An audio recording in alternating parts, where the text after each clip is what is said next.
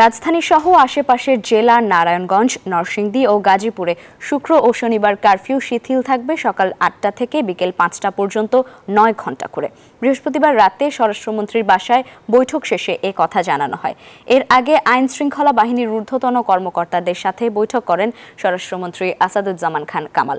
সভায় সার্বিক পরিস্থিতি পর্যালোচনা করা হয়। মন্ত্রী আরও জানান, আন্দোলনে নাশকতাকারীদের গ্রেপ্তারে অভিযান চলছে। এছাড়া আজ জুমার পর নামাজের মসজিদে নিহত ও আহতদের জন্য দোয়া মাহফিল অনুষ্ঠিত হবে বলে জানানো হয়।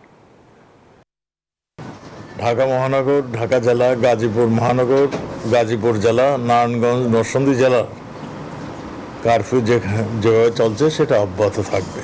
শুক্রবার এবং শনিবার এই 2 দিন সকাল 8টা থেকে বিকাল 5টা পর্যন্ত কারফিউ শিথিল থাকবে। ধীরে ধীরে আমরা কারফিউ যে শিথিল করার যে আমরা চেষ্টা করছি সেটারই প্রতিফলন আমরা এখানে ঘটাচ্ছি যে